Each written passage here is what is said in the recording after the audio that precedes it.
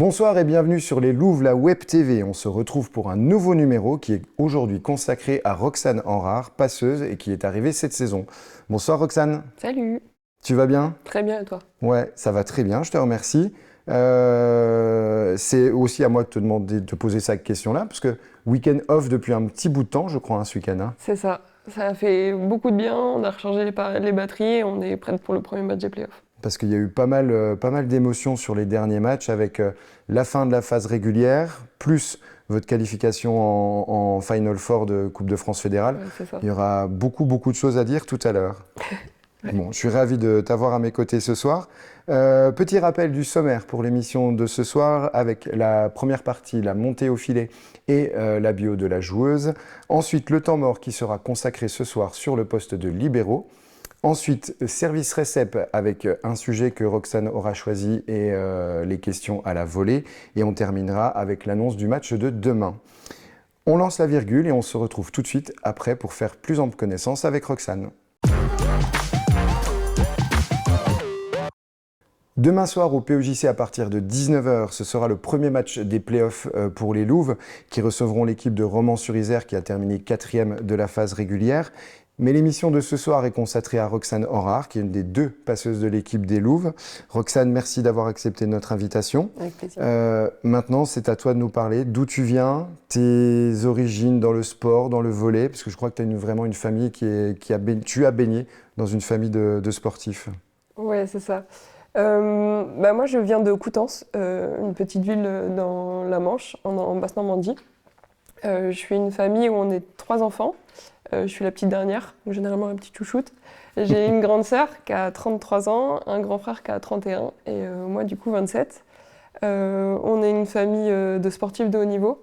Ça commence par ma mère qui a été internationale dans la natation, qui a de nombreux records de France et qui était à 2 millièmes de seconde de participer au JO d'Athènes. Donc ouais, une grande famille de sportifs. Il y a encore des records, elle tient encore Je certains crois qu'elle records. en a encore un. Oh, dis donc. Ouais. Ensuite, j'ai mon papa qui a pas été dans l'équipe nationale, mais qui a fait pas mal de sport dans la nationale, pas mal de water-polo, un peu de hand, etc. Ensuite, ma grande sœur a fait le pôle sport de Sablé-sur-Sarthe dans le volley. Je reviendrai plus tard et c'est pour ça que j'ai fait du volley. Et mon frère qui a été international en pentathlon moderne, qui a de nombreux titres. Il a été champion du monde de biathlé, triathlé, champion de France plusieurs fois. D'accord. Et donc moi, la petite, qui devait suivre le rythme. Alors, avec tout ce panel de disciplines, comment t'es venue à faire voler? Parce que tu disais donc pentathlon, maman maître nageur, ta sœur maître nageur et photographe. D'où est venu le volley en fait? Comment est ressorti le volley dans tout ça? C'est vrai que dans ma famille, on est pas mal dans la natation. Donc de mon grand-père à mon père, ma mère, ma sœur, mon frère, Ah oui, c'est vrai. on est vraiment... tout le monde a le petit diplôme de maître nageur sauf moi. Je suis vilain petit canard là-dessus. Mais on était une famille où on devait faire du sport. Peu importe, on nous a jamais obligés à faire de la natation. Le savoir nager, oui, bien sûr. Mais on nous a jamais forcés à faire de la natation et c'était... peu importe, mais après l'école, vous allez faire du sport. Donc j'ai fait athlétisme, j'ai fait du karaté, j'ai fait un peu de natation, de la danse. Et comme beaucoup de petites sœurs, ma sœur a fait du volley. Et du coup, un soir, je suis allée au gymnase et je me suis entraînée et je suis jamais partie. Donc c'était en 2005. Pas si longtemps que ça. Non, ça fait pas si longtemps que ça, non? Non, mais c'est avec tout ça, donc tu dis, ouais, c'est vraiment... Alors, est-ce que c'est l'aspect avec le ballon aussi? Bon, le papa, tu dis, il avait fait un peu de hand, mais sinon, c'est pas du tout des sports co, à part un petit peu peut-être ton frère, mais... Et justement, on a eu pas mal de choses où on devait choisir un petit peu, donc soit c'était sport individuel, soit sport collectif, soit sport de raquette, etc. Et en fait, je crois que le volley fut le premier vraiment sport de collectif que j'ai fait. Et en fait, c'est vraiment ce côté-là que j'ai apprécié, de partager les choses, de partager mes émotions, de partager les victoires, les défaites, ce qu'on peut ressentir dans le sport en fait. La partie collective a pris le dessus. Donc tu disais, tu as commencé en 2005, je crois qu'en 2009, tu as intégré donc, l'équipe régionale Ouais, et la participation avec un peu la compétition par excellence quand on est jeune avec les... Volleyade. Ok. Donc les Volleyades, après 3 ans après, tu suis les pas de ta sœur. Exactement. Je vais au Pôle Espoir de Sablé sur l'année 2011-2012. Et, euh, et à ce moment-là, je suis réceptionneuse attaquante. Je suis toute petite, pas très intéressante techniquement, mais physiquement, bah, je suis un peu grande, donc ça va. Et donc je fais une année là-bas. Je fais une seule année. Après, je retourne à Coutances. Et je joue en National 3 avec les grandes. Ok. Et c'est en National 3 que tu fais ta première, entre guillemets, rencontre, parce que tu es repéré par Emmanuel Fouché. Ouais, c'est sur cette année-là, en fait, où eh ben, il y avait aussi. Alors maintenant, ça s'appelle les Maxi Volleyades, Ouais. mais à l'époque, c'était les Athlètes-en-Vol. Donc, c'est les Volleyades pour les cadettes. On l'a organisé l'année dernière, les Maxi Volleyades. Voilà. Ah, Et c'est donc, bien. du coup, bah, pareil, j'étais à ce moment-là réceptionneuse attaquante centrale. Et Ah, puis, carrément central. oui, j'étais centrale. Et du coup, eh ben, on a fait ces Athlètes-en-Vol-là.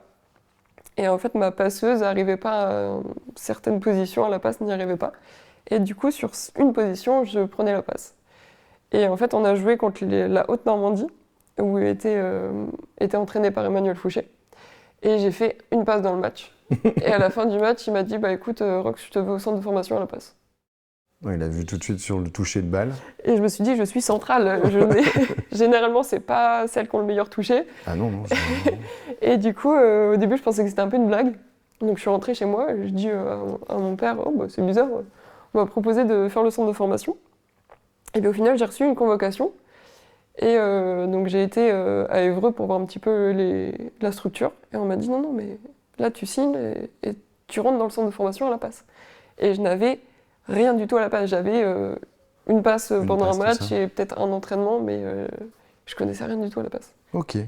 Ça a été quand même assez fulgurant, parce que tu dis une seule année au pôle de Sablé, une seule saison en N3, ou peut-être plusieurs, et Ouais. là tu te retrouves en CFC. Ça t'a pas dérangé, toi, t'avais déjà un petit peu dans cette tête le désir ou la volonté d'accéder au haut niveau? Pas spécialement, non. Parce que D'accord. quand je suis sortie du Pôle Espoir, c'était pas une superbe année. Expérience. Ouais, D'accord. où bah, du coup, tu passes d'un lycée à 1600 personnes que tout le monde te connaît, et tu t'entraînes 2 fois par jour, à te retrouver dans un collège ou un lycée où tu as 600 personnes, te mettre en jogging, ça n'existe pas. Et du coup, ben, je me suis dit, mais en fait, le volley, c'est pas. Genre, c'est un autre monde. Mhm. Et j'ai continué parce que j'étais avec les copines. Et en fait, c'est vraiment le jour où j'ai eu la convocation du CFC, je me suis dit, ah bah en fait, je peux peut-être faire quelque chose. Parce qu'il faut savoir que quand j'étais petite, j'étais assez costaud. Et on m'a toujours dit, tu n'y arriveras pas dans le volley parce que t'es trop costaud, parce que en fait, faut être grande et fine. Et du coup, j'avais toujours ce petit truc-là dans ma tête. Et en fait, bah, le jour où Manu Fouché m'a dit, mais en fait, bah, teste et puis tu verras bien. Et bah là, j'ai dit, bah écoute, avec le travail, la patience, on peut y arriver. Donc ça a été un tremplin, mais même en CFC, je me suis pas dit, tiens, vas-y, je vais toucher le haut niveau. Je D'accord. me suis dit, je joue, et puis si ça Et marche, puis, tant mieux, quoi. et puis on verra. Bon, après, ce que je lis sur les petites fiches, tu fais 2 années avec un beau petit palmarès, en fait. Ouais, Euh, je fais un palmarès, mais en plus de ça, je joue pas du tout à la passe. Euh, Ah ouais, dis donc, c'était que... en fait, le rôle enfin, quand j'ai joué à la passe, j'ai joué vraiment 3 mois. Parce qu'après, il y a eu un petit souci avec Manu Fouché, avec le club, qui du coup est parti. Mhm. Et je me suis retrouvée avec un entraîneur qui n'était pas du tout prêt à me former à la passe, parce qu'il n'avait pas le temps. Et du coup, je suis repassée à R4.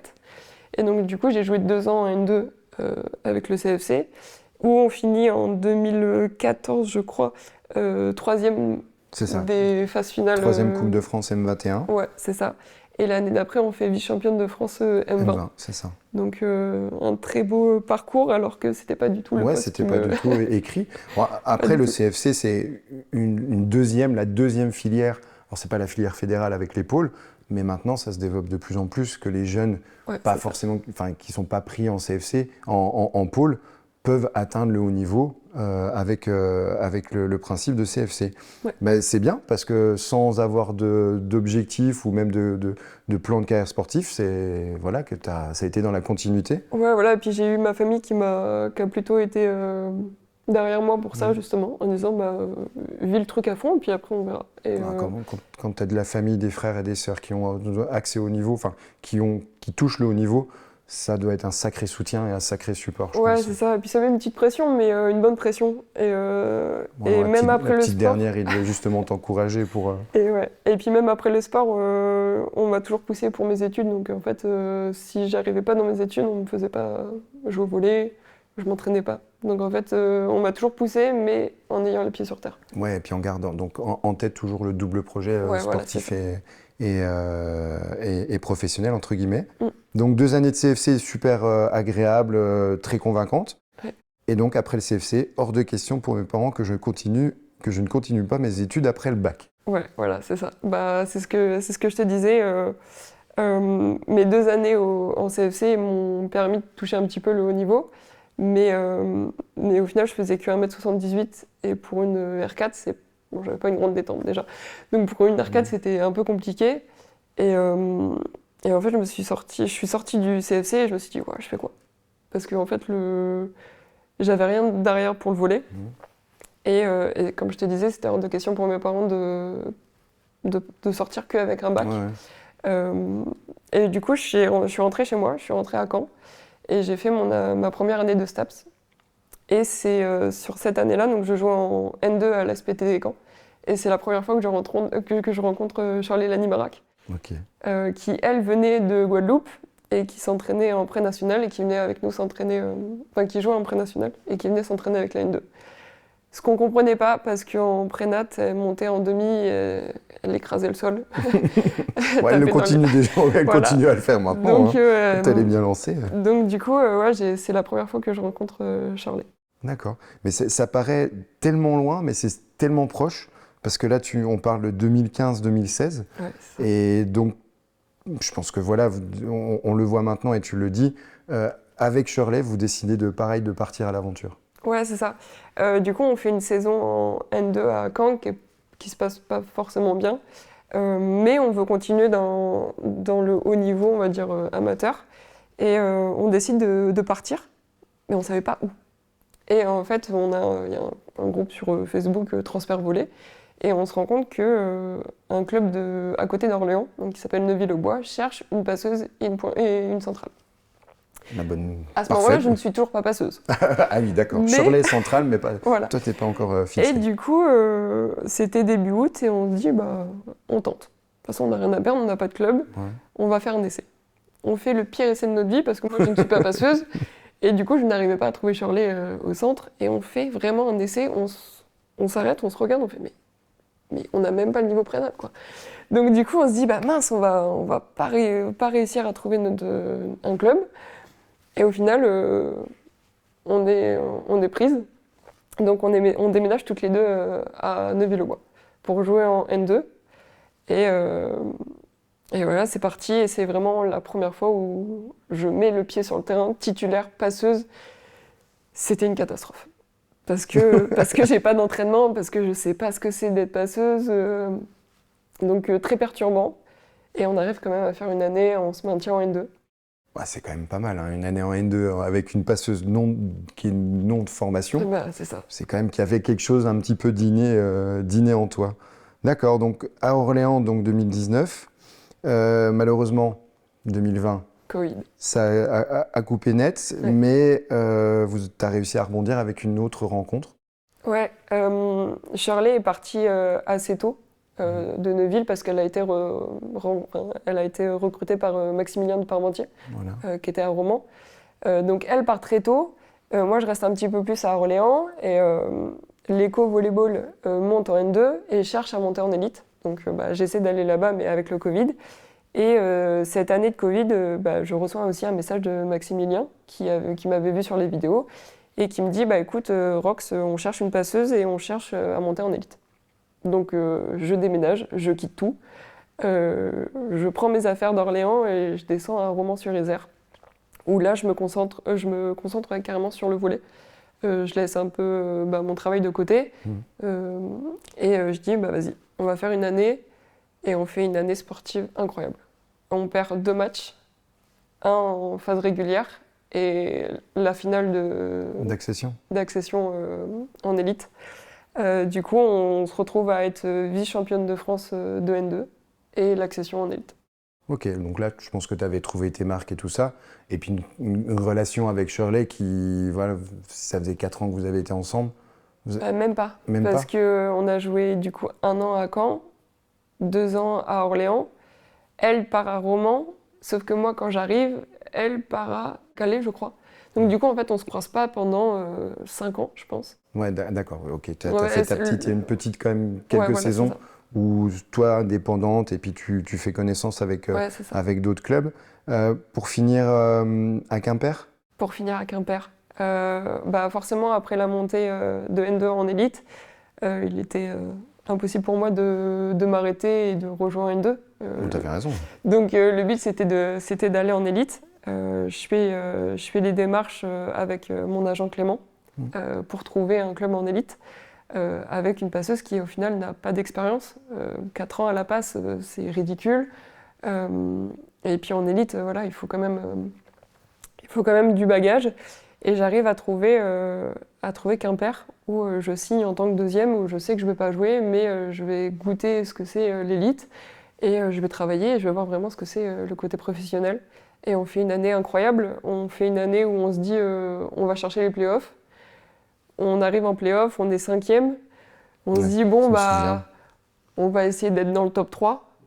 Et en fait, on part sur les playoffs et il y a un truc qui se passe. Et on perd pas un match en playoff. Et on arrive à monter. Malheureusement pour nous. Malheureusement pour vous. Mais c'est quelque chose qui, à la base, n'était pas du tout prévu. On devait avoir un groupe sur 2 ans pour monter cette année.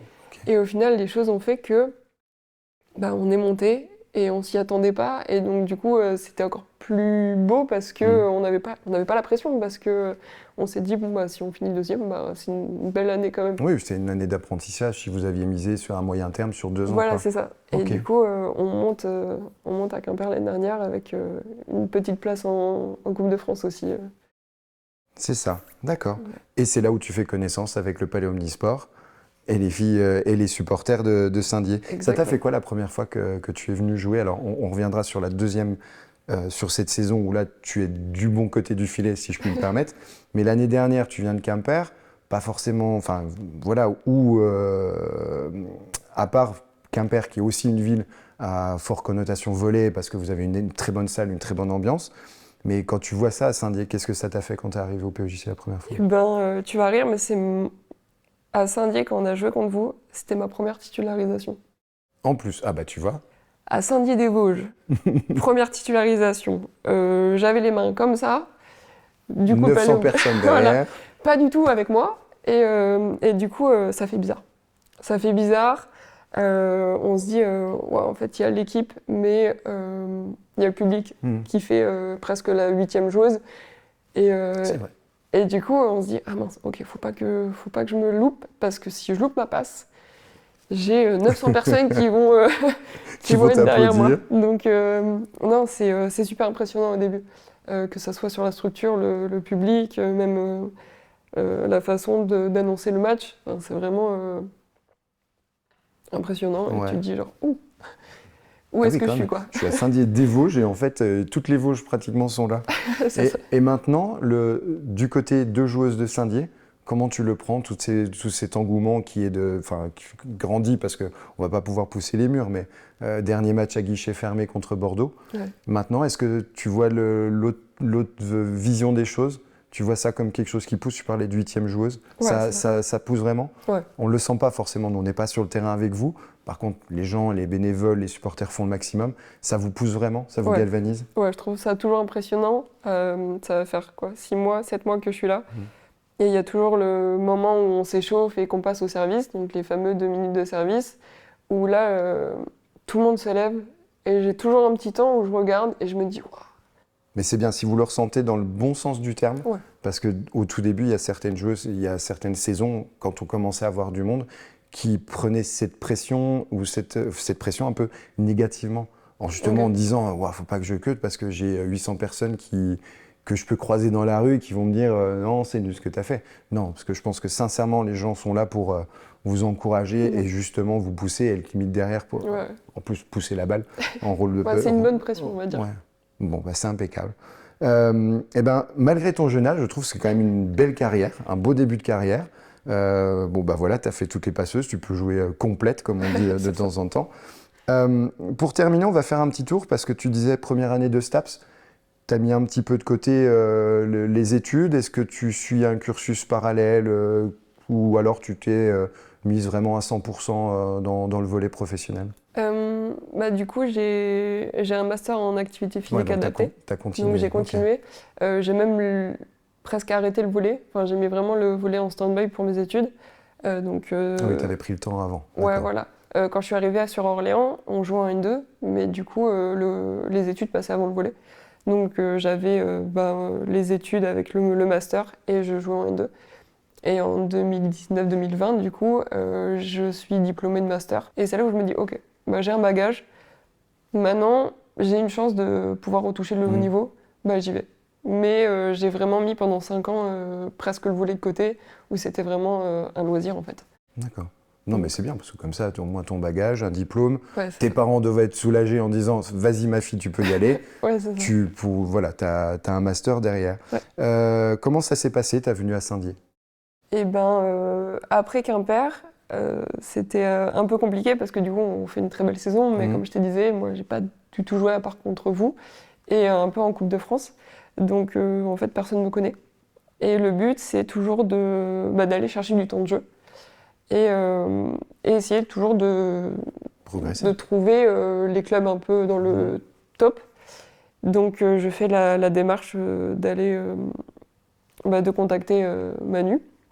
Parce que voilà, ça a été mon premier match titulaire, c'est une expérience que j'ai adorée et je me suis dit je me dis tiens, pourquoi pas eux? Ça serait cool d'aller là-bas. En plus la structure est incroyable, le club dans le monde du volley français, tout le monde le connaît.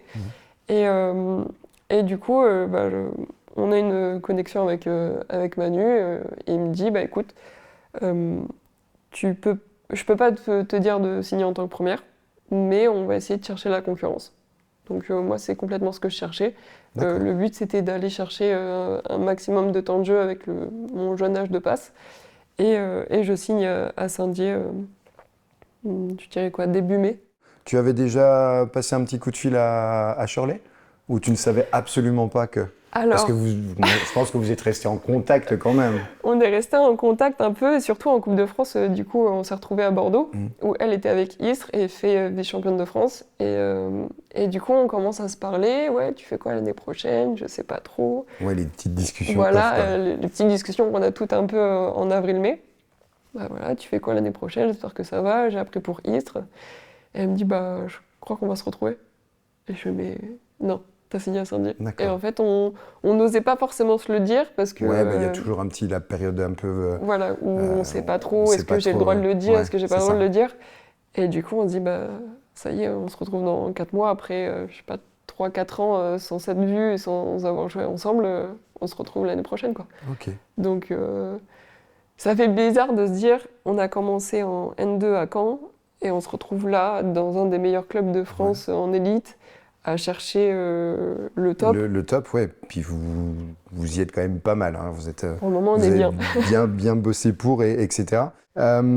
Objectif un petit peu plus personnel. Tu dis, tu viens à Saint-Dié. Temps de jeu, donc avec la concurrence avec Rudirenko. Ouais. Concurrence saine. Ouais, complètement. Et ça, c'est vraiment cool parce que du coup, je suis deuxième passeuse, Rudy première. Et c'est trop bien, c'est qu'on essaie de se pousser à chaque fois vers le haut. Moi, je sais qu'à chaque fois que je rentre, j'ai toujours Rudy derrière moi, toujours en train de me pousser, toujours en train de me dire c'est cool, tu fais une superbe rentrée.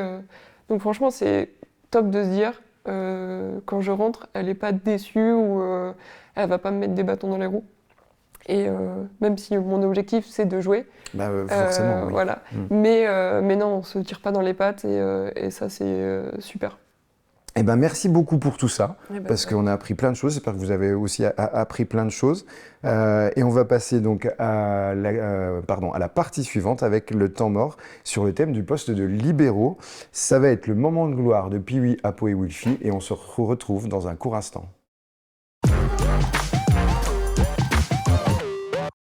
Salut, c'est Pee-wee, toujours en gracieuse compagnie avec Wilfy et Apo. Comment vous allez? Ça va. Le sujet du temps mort d'aujourd'hui, c'est le poste de libéraux. Alors, pendant qu'on se positionne, Johanna, notre petite voix, fait son exposé. Vous voyez une joueuse avec un maillot différent? C'est la libéraux. Elle ne peut ni attaquer, ni bloquer, ni servir. Mais alors, à quoi sert ce joueur? Il est essentiellement placé sur les postes arrière, particulièrement 5, et est spécialiste de la réception, de la défense et des balles perdues. Dernier point, lorsque la libéro se situe devant la ligne de 3 mètres, sa passe doit impérativement être une passe en manchette. C'est tout pour les bases du poste de libéraux. Alors, on se retrouve très bientôt dans un prochain temps mort. En attendant, abonnez-vous pour ne pas manquer nos prochaines vidéos. Et Wilfy, c'est qui le meilleur libéraux entre Apo et moi? Ah ouais? Ok.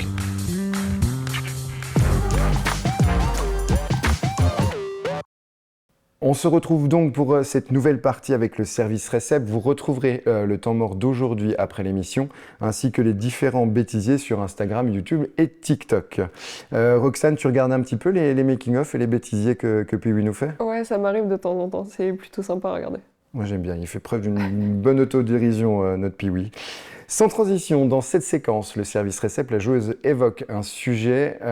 Donc Roxane, ce soir, de quoi est-ce que tu veux nous parler? Eh bien, de mon travail d'été, je travaille sur le Tour de France, principalement sur la caravane du Tour. Très populaire, la caravane du Tour de France. Oui. Et qu'est-ce que tu y fais alors dans cette caravane? Alors, j'ai fait pendant 7 ans, j'ai fait hôtesse distributrice, donc derrière les voitures, et je lance les goodies, les petits cadeaux aux gens. Et l'année dernière, j'ai été pilote. Donc Ah oui. là, j'ai pris le volant et j'ai roulé pendant 3 semaines sur les routes du Tour. D'accord. Alors, au tout début, acclamé par les gens, idolâtré par les gens pour avoir les nombreux goodies. Tu as le droit de dire pour quel sponsor et partenaire? Ouais, je travaille pour LCL, Ok, la la banque, LCL, donc banque et assurance, partenaire du partenaire maillot jaune. du hein. maillot jaune, bien Ah sûr. oui, donc encore plus. Et donc là, pilote, ça t'est venu comment, cette idée de travailler avec la caravane? Eh ben, c'est parti de mon frère, du coup, qui a travaillé sur la caravane, qui était mascotte. Autre poste qui peut être Autre intéressant. poste, en 2014, et qui a été, voilà, qu'il a fait pendant 1 an. Et l'année d'après, en fait, il cherchait une hôtesse distributrice. Et du coup, j'ai commencé en 2016. Ok. Et encore plus incroyable parce que c'était le départ du Mont-Saint-Michel, donc chez moi. Chez toi en plus. Chez moi, je Mais suis à chaque passée- fois, il y a toujours un petit truc Un comme petit ça. truc, ouais. Tu vois, le première titularisation, le Mont-Saint-Michel, C'est et ça. tu te dis, bah, le destin fait que. Ouais, Ok, c'est ça, ouais. ça doit être une ambiance de dingue. Enfin, c'est très jeune. Enfin, quand on voit distributrice à 18, chauffeur à 26, c'est Ouais. pas trop éprouvant 3 semaines parce que ça doit être des journées. C'est intense. Ouais, c'est C'est intense. intense, on se lève très tôt. Voilà, par exemple, ta journée type en tant que pilote ou distributrice. Alors, on se lève généralement vers 6h du matin. Oh la vache, Voilà, déjà. déjà rien que Donc, ça. les vacances ne sont pas des vacances. Non, on se lève à 6h, on part de l'hôtel, on va sur le parking caravane, où là, on se retrouve à laver nos véhicules, à préparer nos goodies. Ensuite, on attend le départ de la caravane. En plus, LCL, on est les premiers de la caravane, donc on doit être les premiers sur le parking pour en fait, installer tous les autres. Et puis généralement, vers 10h, 10h30, 11h, c'est parti. Et là, on en a pour 5h, 5h30, 6h de route. Et donc la fin de journée se finit, on enlève les décorations de la voiture et on a généralement 1h, 1h30 pour arriver à l'hôtel. On charge nos voitures de goodies, prêtes pour le lendemain. Et on finit notre journée vers 19h à peu près. D'accord. Donc là, repas, dodo, et on repart le lendemain. Même dodo à 21h, tu penses? Oui. Dodo à 21h quand même? Ouais, généralement, on fait pas long feu. Parce qu'au début, la première semaine, ça va. Et puis, en fait, on a encore les 3 semaines d'après. Donc, faut gérer le sommeil Et au bout de 3 semaines, on est content de Ouais, dormir. on gère. Puis surtout avec les années, parce que la première année, ça doit être tout feu, tout flamme. Et Bah tu oui. te rends compte que non, les anciens, ils ont quand même raison, faut C'est ça. dormir. Et de tout ça, pas de passion pour le vélo, parce que bon, avec la famille sportive et tout ça, Pas Pas du de vélo, tout. non. Ouais, pas du tout. Mais mon grand-père paternel était un grand fan de vélo. d'accord. Et j'ai eu la chance de travailler avec Monsieur Poulidor, qui était l'idole de mon grand-père Ouais. paternel. Et T'as voilà, réussi à les c'était- faire rencontrer? Eh ben non, Ah, malheureusement, pas grand-chose. Vraiment, ça s'est joué à 1 ou 2 jours près. Ok. Mais ça a été un petit peu mon regret. Mais c'était assez incroyable de voir l'idole de son grand-père et de pouvoir travailler avec lui, de pouvoir entendre ses Mhm. anecdotes. Ah bah ça, c'est sûr qu'il Et en a, c'était, qu'il en a raconté. Hein. ouais, ça. T'as pas mieux pour vendre le vélo à quelqu'un Bah, c'est ça. d'écouter cette légende. Ok, très bien. Tu comptes faire ça cette année encore? Oui. Ouais, Je repars tu repars et tout. pour ma 9e Le année départ cette année du Tour de France? à Florence, en Florence. Italie. Ouais. Ok. Non, parce que c'est bien aussi de partir un peu partout. Ah bah, L'Angleterre je et suis tout partie ça, il y a hein. 2 ans au Danemark, à Copenhague, l'année dernière à Bilbao, cette année à Florence. Ok, très bien. Merci beaucoup pour encore une fois toutes ces infos. Oui. Et on va enchaîner donc avec les questions à la volée. Oula. Alors, bon, pareil, ça se passe très bien et les questions c'est pareil. Je te rappelle les règles, je vais te poser 10 questions. Tu auras 2 propositions, tu en choisiras une et des fois je pourrais te demander de justifier tout ça. Ok. Alors, on commence bien. Si tu avais le choix, est-ce que tu préfères perdre toutes tes dents ou perdre tous tes cheveux? Bonne question. C'est pas évident, hein. C'est pas évident, parce que je suis une grande mangeuse, donc je dirais perdre mes cheveux. Ok. Je peux pas ne pas manger. Oui, puis Et manger que de la soupe, ça m'intéresse pas trop.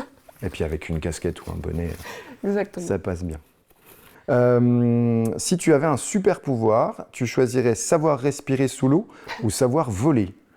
Ah, ça, c'est pas mal, ça. C'est une bonne question. Ah ouais? Dans ma famille, je dirais plus respirer sous l'eau, Respirer sous l'eau, ouais. mais je pense que savoir voler, c'est quand même un super pouvoir. 3e question. Ah ben alors, on va rester dans le thème. Est-ce que tu choisirais d'être au fond de l'océan ou dans l'espace? Au fond de l'océan. Alors, on enchaîne. Ok. Écouteurs ou casque? Eh ben, ça dépend. Je dirais casque. Allez, on enchaîne avec la 5e. Si tu devais choisir, bon, on est vraiment dans le thème aquatique, hein, c'est un truc de dingue. Ressembler à un poisson ou sentir comme un poisson? Oh, Puis oui, c'est arraché là-dessus. c'est pas très valorisant dans les 2 cas. Oh, il y a des beaux petits poissons, plein de couleurs. Ouais, on pourrait ressembler à un poisson. Ouais, c'est ça. plus agréable pour les Ouais, autres, on va On dire. va dire ça. Ok. Est-ce que tu es plus combinaison de ski à la plage ou bikini au ski? Combinaison de ski à la plage. À la plage, ouais. En premier, le pied gauche ou le pied droit?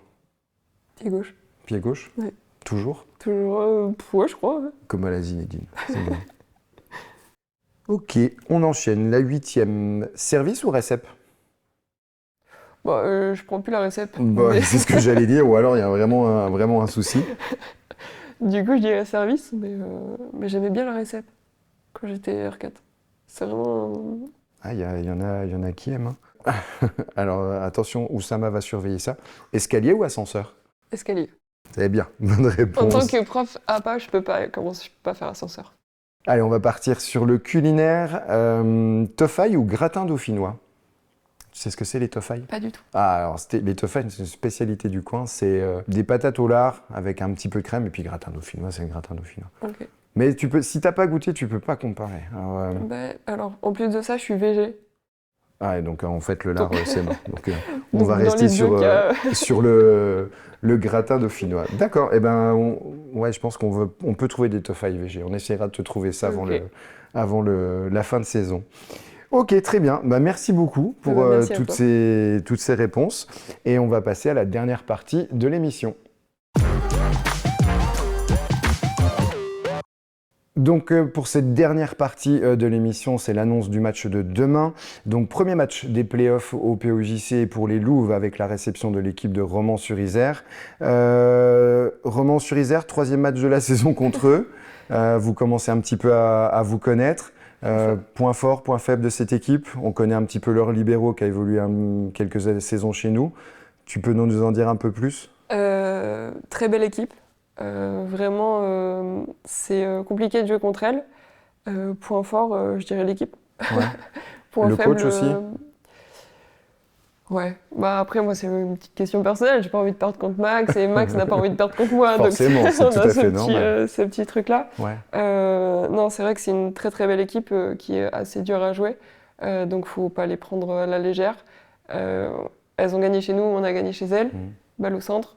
C'est ça, la troisième rencontre. Donc c'est ça. Parce que là, vous enchaînez donc sur le planning des playoffs. Ce match-là, à domicile, 3 déplacements. Ouais. Là, ça va être, pas dire le tournant de la saison, mais il va falloir très très bien les négocier. Et avoir la chance de faire les 2 derniers matchs à Saint-Dié, vous pourrez aller voir le calendrier, mais mettez une croix sur le 13 et le 20 avril, parce que ça peut être quelque chose de fabuleux. Ouais. Donc le match de demain, début du match donc à 19h, ouverture des portes comme d'habitude et accueil du public à partir de 18h. On vous attend nombreux et nombreuses. Les réservations de places sont à faire sur la boutique officielle du club à l'adresse saint-dié-volley.eu. Le match sera retransmis sur la page Facebook et sur la chaîne YouTube pour une meilleure qualité. Et je vais donc une dernière fois te laisser la parole. Si tu as un message à passer à ta famille, aux supporters, tu regardes les 2 caméras qui sont là et puis tu peux t'adresser à eux. Juste un grand merci de nous suivre tous les week-ends, que ce soit à l'extérieur ou à domicile. Vous êtes vraiment, comme je disais, la 8e joueuse pour nous supporter et un grand merci pour ça. Voilà, merci pour ce message. Merci pour ta présence ce soir. C'était une émission très enrichissante. C'était vraiment impeccable. Encore une fois, merci Roxane. Merci de m'avoir accueilli. Pas de problème. C'est la fin de cette émission donc consacrée à Roxane. N'oubliez pas, pour suivre toute l'actualité du club ainsi que celle des Louves, de vous abonner à nos différents réseaux sociaux dont l'adresse s'affiche à gauche de votre écran. N'oubliez pas non plus d'activer la petite clochette sur YouTube pour recevoir les notifications de direct. Il me reste à vous souhaiter une bonne soirée, à vous donner rendez-vous très bientôt pour découvrir une nouvelle joueuse. Bon match, au revoir et à très vite.